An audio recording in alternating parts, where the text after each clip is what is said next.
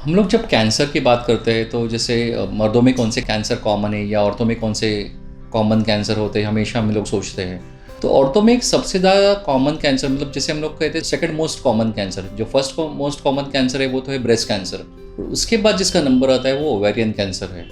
वो जो ovarian cancer होता है, जैसे मैंने बताया कि सेकंड मोस्ट कॉमन कैंसर है आज की तारीख में इंडियन वीमेंस में।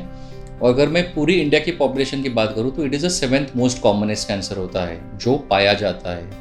सिर्फ दुविधा इसमें यही प्रॉब्लम है, मतलब जैसे मैं बताना चाहता हूँ कि ओवरी जो होता है यानी जो बीजाशय होती है वो पेट के काफ़ी अंदर होती है।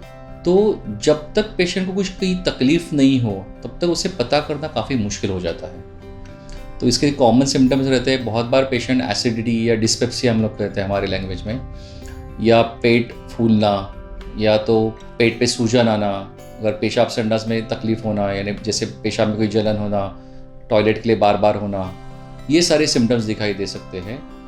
बहुत बार क्या हो जाता है कि पेशेंट ने सोनोग्राफी किसी और चीज़ के लिए की रहती है और उसमें ओवेरियन कैंसर पाया जाता है। सो ओवेरियन कैंसर जब मोस्ट ऑफ द टाइम्स में हम लोग देखते हैं तो 20 से 30% ही ओवेरियन कैंसर जो होते हैं अर्ली स्टेज में पाए जाते हैं। वो भी इसलिए क्योंकि उन्होंने शायद किसी और वजह से अपने इन्वेस्टिगेशन किए थे, जैसे सोनोग्राफी या सिटी स्कैन। 60 to 70% केसेस में ओवेरियन कैंसर जो होते हैं ये स्टेज 3 या 4 में ही पाए जाते हैं। तो ओवेरियन कैंसर भी मैं वापस से बात करूँ तो ये एक ही बीमारी नहीं है, इसमें बहुत सारी बीमारियां हैं। जब हम लोग ओवेरियन कैंसर कहते हैं तो उसको हम लोग हाई ग्रेड एपिथेलियल ट्यूमर कहते हैं। ये यूजुअली 45 से ऊपर कॉमन होते हैं। तो मोस्ट ऑफ द टाइम्स तभी तो बच्चे हो गए होते हैं या फैमिली कंप्लीट हो गई होती है। लेकिन कुछ ओवेरियन कैंसर है जैसे हम लोग जर्म सेल ट्यूमर कहते हैं या कुछ सिस्ट होते हैं, डर्मॉइड सिस्ट, ये यंग एज में पाए जाते हैं। अब जब यहाँ पे जब ट्यूमर दिखता है, बहुत बार हम लोग देखते हैं कि पेशेंट की शादी भी नहीं हुई है, और जैसे हमारे संस्कृति में या हमारे समाज में ऐसा है कि नॉर्मल लाइफ मतलब शादी होना, बच्चे होना, और ये काफ़ी कॉम्प्लिकेटेड है। मतलब जब हम लोग पेशेंट से डिस्कस करते हैं तो बहुत बार जान से ज़्यादा उनको ये रहता है कि फर्टिलिटी कैसे प्रिजर्व कर सकते हैं। सो इसमें दो विकल्प है। एक तो कैसे होता है कि समझो एक ही साइड की ओवरी अफेक्टेड है और अर्ली स्टेज में बीमारी है, तो हम लोग क्या करते हैं कि उसी ओवरी को निकाल देते हैं जो बीमारी से ग्रस्त है और दूसरी ओवरी को प्रिजर्व करते हैं उस वक्त पे, और पेशेंट को कहते हैं कि वो जल्द से जल्द फैमिली कंप्लीट कर ले कि बाद में चल के वो दूसरी ओवरी का भी ऑपरेशन करके हम लोग कंप्लीशन सर्जरी कर पाए।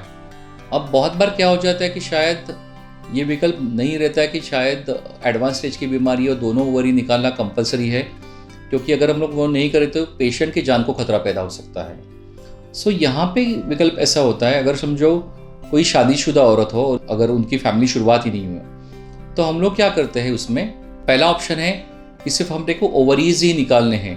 तो हम लोग क्या करते हैं उसके ओवम्स जो रहते हैं वो सेपरेट कर लेते हैं एंड उसको क्रायो प्रिजर्व कर सकते हैं या स्टोर कर सकते हैं। दूसरा होता है कि उसके हस्बैंड से स्पर्म लेके उसके ओवम को फर्टिलाइज करके एम्ब्रियो को भी क्रायो प्रिजर्व किया जा सकता है। अब जब वो बीमारी से निकल आए तो बाद में जो यूट्रस रहता है उसमें इम्प्लांट किया जा सकता है या गर्भधारणा की जा सकती है।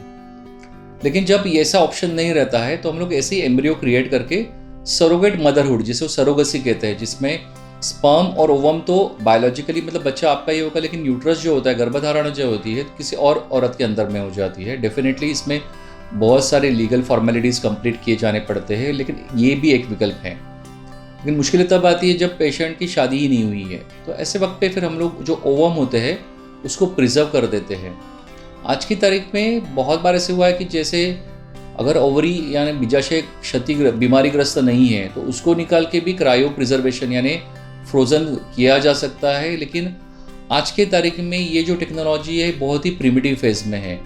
तो ये अलग अलग तरीके हैं जिससे हम लोग फर्टिलिटी प्रिजर्वेशन कर सकते हैं, या तो जो भी पेशेंट है अपनी बीमारी ठीक होने के बाद बायोलॉजिकली एक नॉर्मल चाइल्ड को पा सकता है।